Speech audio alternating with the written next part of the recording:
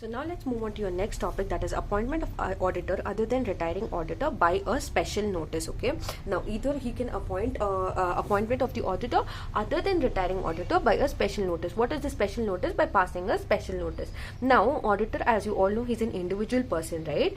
So when where a person other than retiring auditor is proposed to be appointed as an auditor, okay, now there is a person who is an auditor and he is already retiring. Apart from him, instead of him, if there is any person who will be appointed as an auditor, okay, you are proposing a notice, okay, or where it is proposed that retiring auditor shall not be reappointed under a special notice.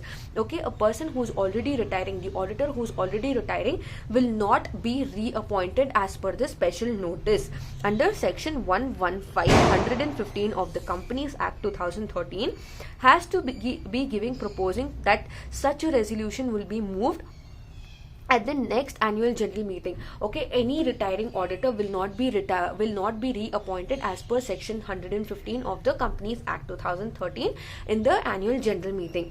Okay, but in case where the retiring auditor has completed the consecutive tenure, now every auditor's term will be for a 5 years. After he's completed the term of 5 years, then in case maybe 10 years, then the special notice can be appointed. Okay, if he's really good, only in that term he can be reappointed. Okay, only in some cases. Now suppose you do not have any auditor who is really effective and this person only can continue as the auditor for next 5 years also, then he can be reappointed by a special notice. I mean, the special notice can be avoided. Okay, but usually the retiring auditor is not considered for reappointment even in case of the special notice. Now let's look into what are the powers of the auditor. Very important topic. Okay, very important topic. Powers of the auditor. Firstly is the right to access. Now what are the right to access? These are the list that includes, that is basically an auditor is the person who is accessing all the financial information of the companies. He will have to check all the books, accounts, journal entries, vouchers, okay, profit and loss, balance sheet, everything he'll be checking. Now it also includes a list of issues, okay, that is proper security for loans and advances, transaction by books entries, sale of assets and security, loss, loan and advances, personal expenses charged to revenue account, okay, cash case received for allotted shares. The auditor of holding company also has the same rights. Now what are the rights of the auditor? First one is the right to access. He has the right to access all the financial informations of the company. The company cannot tell, no, I will not give you this information, no, I will not give you that information. No, not at all happening. Once you've appointed a person as the auditor, I think you need to at any point of time, suppose now the auditor is coming and asking you, give me the profit and loss or balance sheet, you will have to immediately issue it to the auditor. You cannot tell, no, I will not give it to you. No, this is the right of the auditor, that is right to access. Okay, then auditor has to sign the audit reports. Okay, in case auditing is done either twice in a year, or it is done in once in 6 months. Now whatever auditing is done, or based on the audit report that the auditor is preparing, he will have to put his signature, and in that particular report it will be a written document. Whatever auditing is done, it will be written. Okay, it will be written. No particular point will be missed. All the information which will be given by the auditor to the board of directors, it should be written and it should be signed by the auditor before submitting the report. Next is auditor in general meeting. Now auditor in general meeting is basically auditor has the right to attend all the general meetings, and he has the right to speak in the general meeting in case if there is any issue regarding any balance sheet, if he finds any misstatement or frauds, if he thinks that information is not given to him properly, he has the right to speak in the general meeting. Next is right to remuneration. Auditor has the right to remuneration. Okay, the remuneration is nothing but salary. The salary of the auditor will be fixed in the annual general meeting. Okay, it will be fixed in the general meeting. It could be as per his duties and responsibilities, the auditor's remuneration or the salary has to be fixed. He has the right to receive his remuneration or the salary.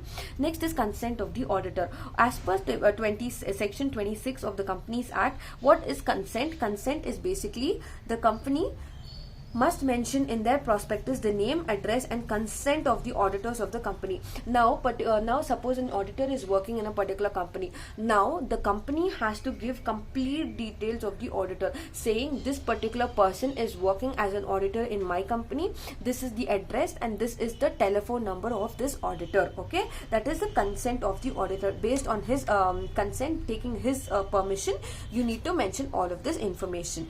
Next is your duties and responsibilities. What are the duties and responsibilities of the auditor?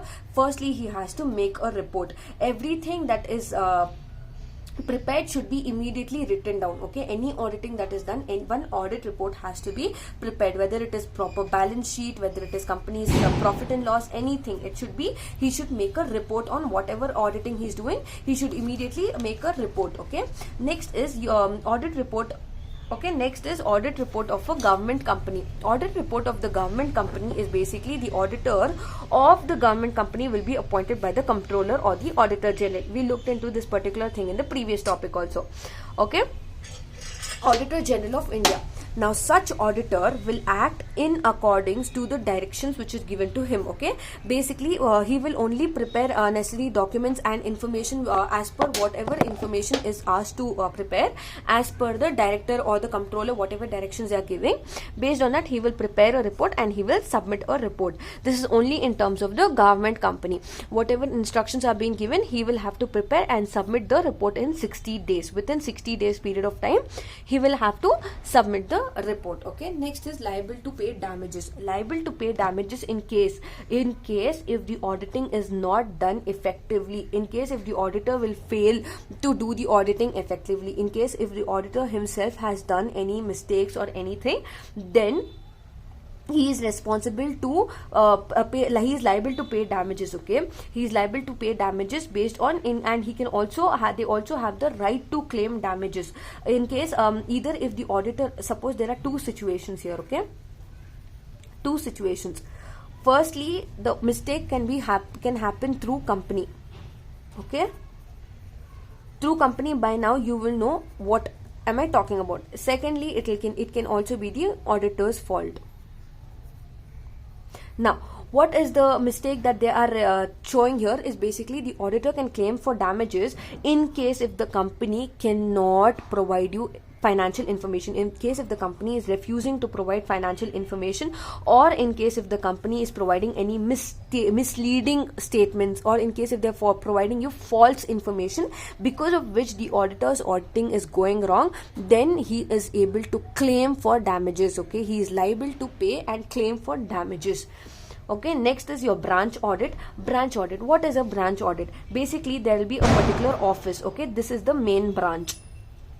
This is the main office. Okay, main office will have different branches A, B and C. So auditing can be done for the main office as well as for the branches also. Okay, based on the information that are appointed. Now, where a company has a branch office, the accounts of that office will be appointed either by the auditor appointed by the company or by any other person who is qualified for the appointment as such an auditor of the company. The branch auditor shall prepare a report on the accounts of an branch examined by him and send it to the auditor of the company, and shall do it within the report in such a manner that he considers as necessary. Basically, a company will have its own branches. Now, if the company wants to wants the main auditor only to carry out the auditing, they can go ahead and do so. But if they want to appoint different auditors for different branches, they can appoint different auditors for different branches, known as branch auditor. And he will also have the similar functions and he will also carry out the similar duties. Next is your auditing standards. Now, auditing standards is basically every auditor will comply with the auditing standards.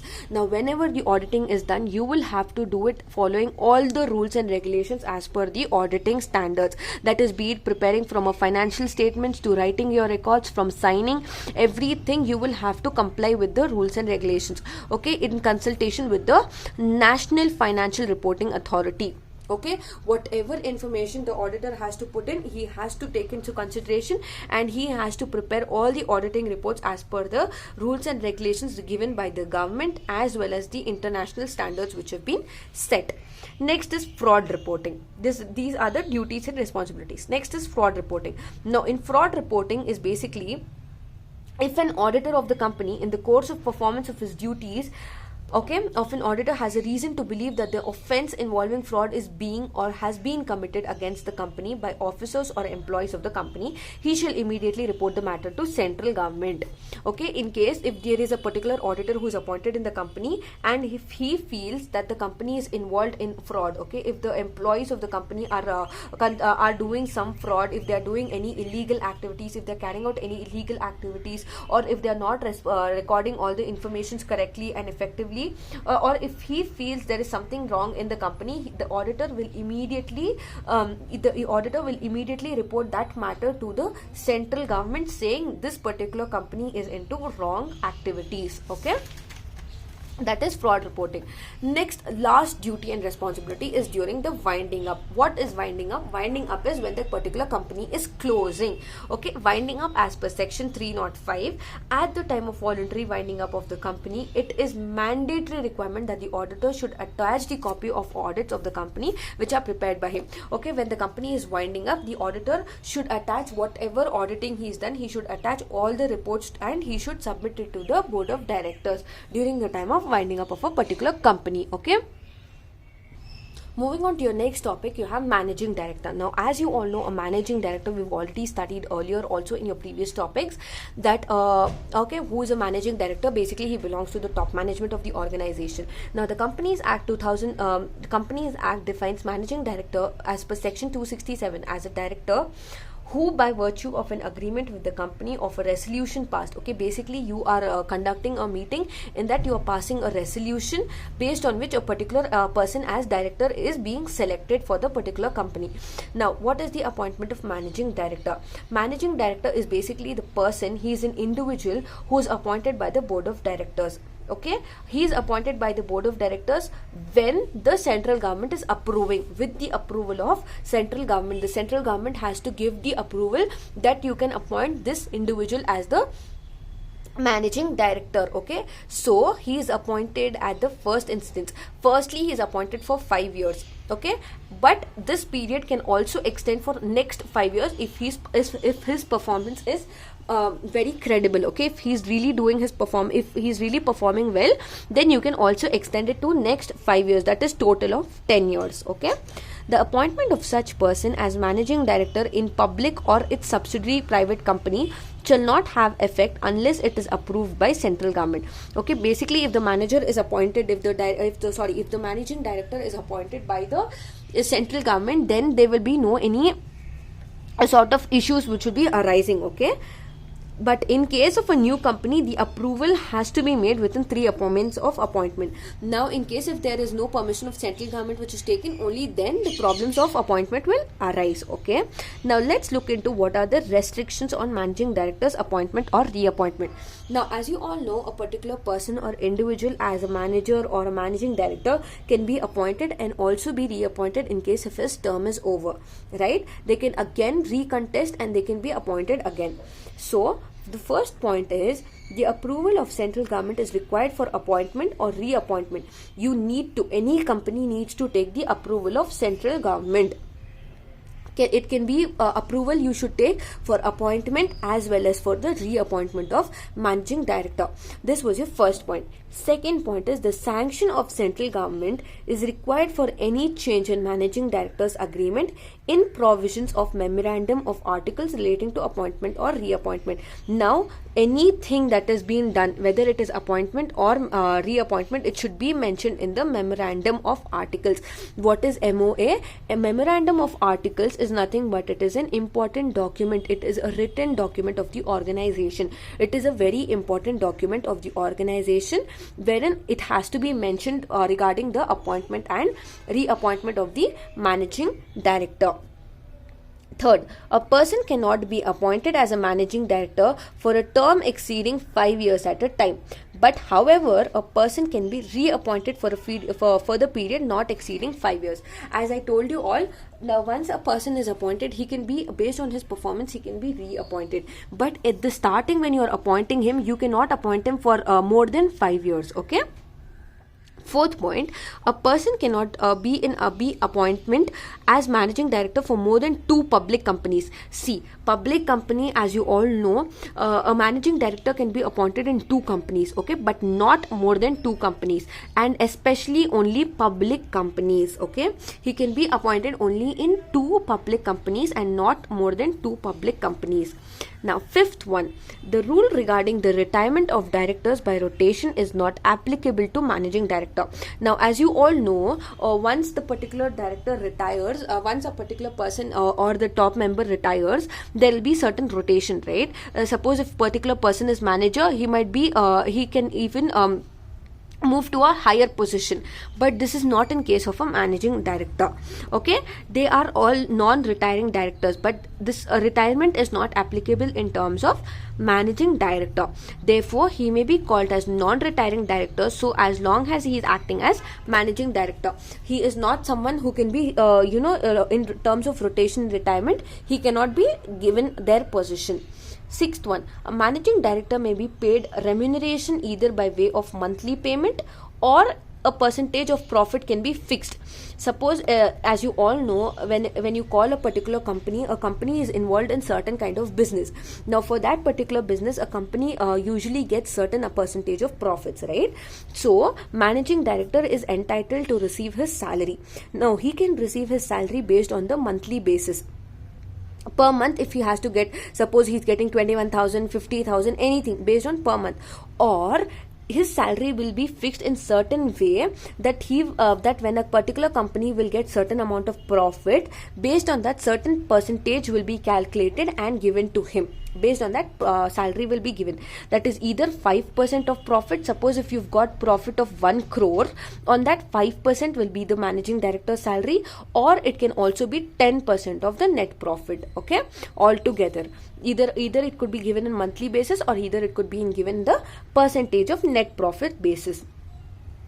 Now, seventh point, the central government's sanction is required for any increase directly or indirectly in the remuneration payable to the managing director. Okay, it is very important to take the central government's authority and approval of central government in case if it is in any matters regarding your remuneration of the managing director, whether it is increased directly or indirectly. If you want to increase the managing director's salary, you should first take consideration of central government, based on which you need to carry out the increase, or directly or indirectly, okay. Now, your next point, managing director is not entitled to receive any commission or remuneration from any subsidiary or managed company, okay. He cannot receive any kind of commission from any other company except the public company. As we looked into the point earlier, he can be appointed only in two public companies. Now, apart from these companies, he cannot receive any sorts of commission from any other company, okay. Now, next point is, no person can be appointed as a managing director. Now, who are these people? These 3 points are those people who will not be appointed as managing director. Firstly, a person who is insolvent. Insolvent means mad. He is mentally unstable, okay. Mentally unstable. He is a mad person. He will not be of sound mind, okay. He is an insolvent, mentally unstable, or he will not have credit position, okay, or lack of money or credit worthiness. Insolvent is he will not have money, okay. He will not have money, okay. He will be either mad, unstable, or he will not have money. That is the first person who will not be appointed.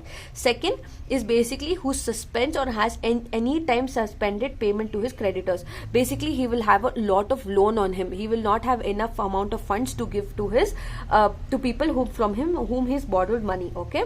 Third one is basically who is either committed a crime and against whom a legal proceeding is going on in the court of law, okay. Someone who is not of good character. these are the three people who will not be appointed as a managing director. Okay, now last point, the managing director enters into agreement with the company. The agreement provides his terms and conditions, service powers, duties, etc. So if a person is appointed as a managing director, firstly he'll be an independent who will be appointed as a managing director. Now immediately when he is appointed as a managing director, based on that all his rules, responsibilities, duties will be clearly explained to him. Okay.